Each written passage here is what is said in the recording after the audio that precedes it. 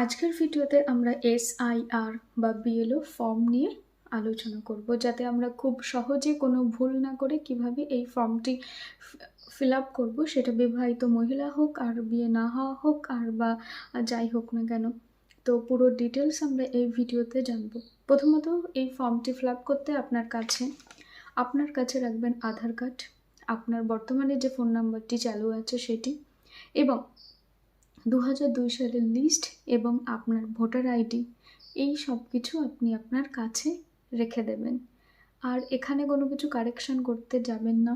এখানে যদি ভুল লেখা থাকে তাহলে আমি ভুলটাই লিখব। আমার যদি কারেকশন করার থাকে তাহলে যেভাবে যে পদ্ধতিতে আগে কারেকশন হয়েছে আমরা সেই পদ্ধতিতে কারেকশন করব। এখানে জাস্ট আমাদের যা ইনফরমেশন চেয়েছে আমরা সেটাই দেব।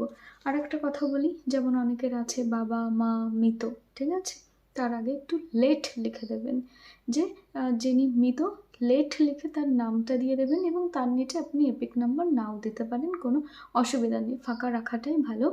যেমন আমরা ফর্ম জমা দিয়েছি আর কি, সেখানে বিএলও অফিসার বলেছে যে মৃত ব্যক্তির এপিক নাম্বার দিতে না, তার আগে লেট লিখে দিতে। এবার আমি লিখে ফেলেছিলাম, তারপর হোয়াইটনার দিয়ে মুছতে হয়েছে, তারপরে জমা নিয়েছে। ওকে, তো কাজেই বলা যাক, কারণ ওরা প্রচুর মিলিয়ে নিচ্ছে, তো ঠিকঠাক লিখবেন। অনেক ভুল করেছে বলছিল অনেকে।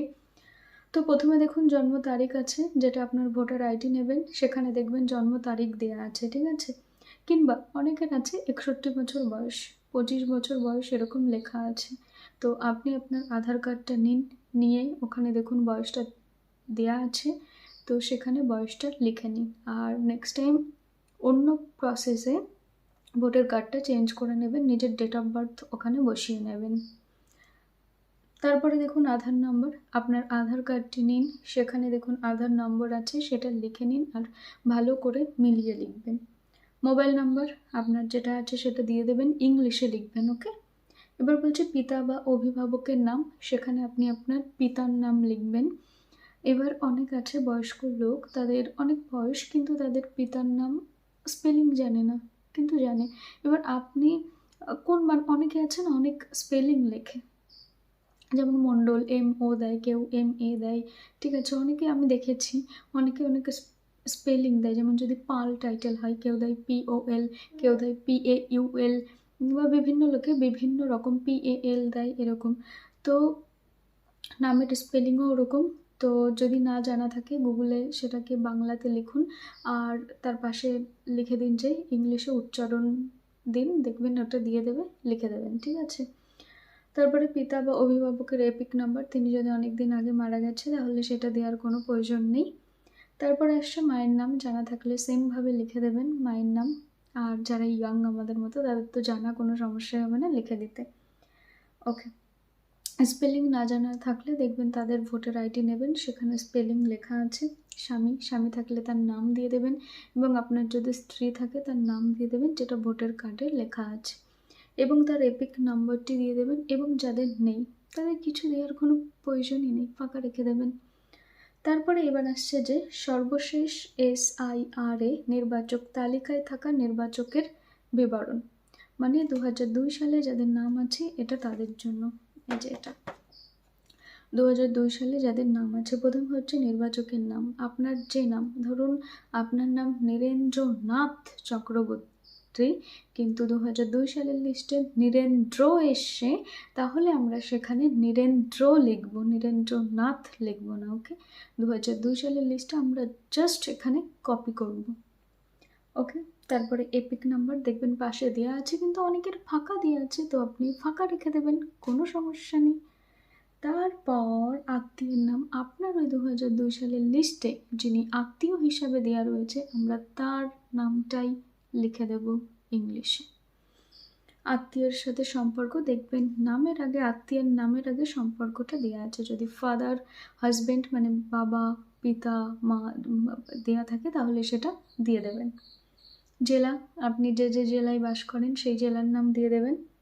তারপর হচ্ছে রাজ্যের নাম, আমি অনেকের ফর্মে দেখেছি লিখেছে পশ্চিমবঙ্গ, বানান করে PACH, এরকম ভুল করবেন না। ওয়েস্ট বেঙ্গল, আপনার ভোটার আইডি কার্ডটা নিন, পিছন থেকে উল্টান, দেখবেন যে সেখানে ওয়েস্ট বেঙ্গল বিধানসভা ক্ষেত্রের নাম ইংলিশে লেখা রয়েছে, বিধানসভা ক্ষেত্রের নম্বর ইংলিশে লেখা রয়েছে, সব ওখানে ইংলিশে লেখা আছে।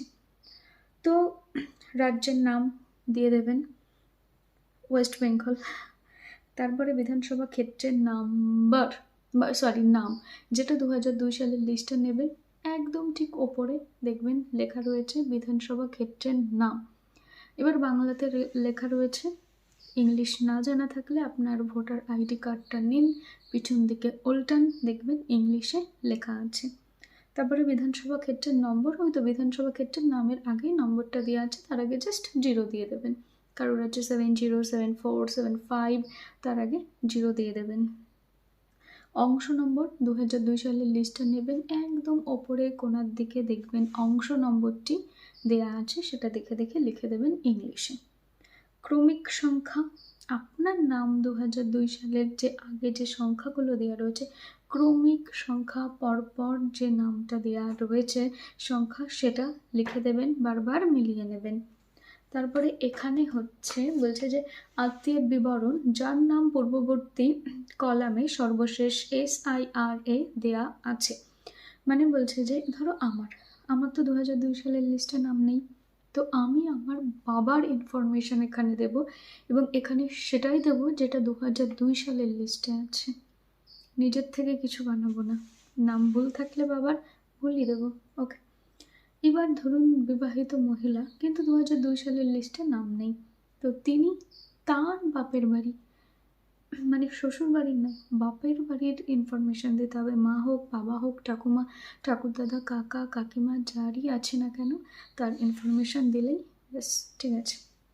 তো আমি আমার বলতে, ছেলেদের তো কোনো সমস্যাই নেই, বিয়ে করার কোনো ঝামেলা নেই আর কি, কোনো কিছু চেঞ্জ হয় না, যা থাকে তাই থাকে। তো নাম দিয়ে দেবেন নিজের বাবার, আত্মীয়ের বাবা, ঠাকুমা, কাকা, জ্যাঠা, যেই থাকুক না কেন দিয়ে দেবেন। তাদের এপিক নম্বর 2002 সালের লিস্টে দেখবেন, দিয়ে দেবেন। আত্মীয়ের নাম 2002 সালের লিস্টে লেখা আছে, সেখানে যা লেখা আছে তাই দেবেন। সম্পর্ক 2002 সালের লিস্টে যেটা দেওয়া আছে সেটাই দেবেন। জেলা, আপনি যে যে জেলায় বাস করেন সেটা ভুলেও দেবেন না। আপনার বাবা কোন জেলায় থাকতো, ধরো অন্য জেলায় থাকতো, সেখানকার জেলায় এখানে দেবেন। ওকে, বা আপনার বাপের বাড়ি, মহিলাদের বাপের বাড়ি অন্য জায়গায়, কিন্তু আপনার বিয়ে হয়েছে এখানে, কিন্তু আপনি এখন জেলা হিসাবে এটাই দেন, যেমন নদিয়া দেন, কিন্তু আপনি আগে অন্য জেলায় থাকতেন, হুগলি জেলায় থাকতেন, আপনার বাবা হুগলি জেলার ভোটার, তো এখানে জেলা হুগলিই লিখবেন। ওকে, বলছি বিধানসভা ক্ষেত্রের নাম, আপনার বাবার 2002 সালের লিস্টটা নেবেন, সেখানে উপরে বিধানসভা ক্ষেত্রের নাম দেওয়া আছে, তো সেই নামটা দিয়ে দেবেন। যদি হুগলি হয় হুগলি, দেখবেন উপরে লেখা আছে। তারপরে বিধানসভা ক্ষেত্রের নম্বর সেম একই, বিধানসভা ক্ষেত্রের নামের আগেই লেখা রয়েছে, শুধু তার আগে 0টা বসিয়ে দেবেন, 0র কোনো ভ্যালু থাকে না। প্রথমে যখন 0 বসে সেই সংখ্যার সাথে মানে কোনো ভ্যালু থাকে না, তো দিয়ে দেবেন। অংশ নম্বর উপরে, একদম উপরে দেখবেন কোণার দিকে দেওয়া আছে, ডান দিকের অংশ নম্বর দিয়ে দেবেন। ক্রমিক সংখ্যা, আপনার বাবার নাম যে লিস্টের যেখানে আছে সেখানে অংশ নম্বরটি দিয়ে দেবেন। তারপরে নিচে দেখবেন সই করার জায়গা আছে, সেখানে আপনার পরিবারের কেউ যদি বাড়ি না থাকে তাহলে তার হিসাবে আপনি সই করে দিতে পারেন, কিন্তু ব্র্যাকেটে তার সাথে আপনার সম্পর্ক কী সেটা আপনি লিখবেন। ধরুন আমি সই করে দিলাম, আমার যদি হাজব্যান্ড থাকে তাহলে, তিনি বাড়ি না থাকে তাহলে আমি তার বাসায় স্বামী হিসাবে লিখে দেবো। ওকে, আর যারা সই দিতে পারে না টিক সই মেরে দেবেন, আর না হলে আপনিই সই করে দেবেন, দিয়ে পাশে লিখে দেবেন আমার ঠাকুমা, কাকা, যেটা আরও যা যা হয়। তো এভাবে করার পর আরেকবার ফর্মটি মিলিয়ে নেবেন, ব্যাস হয়ে গেল। টাটা।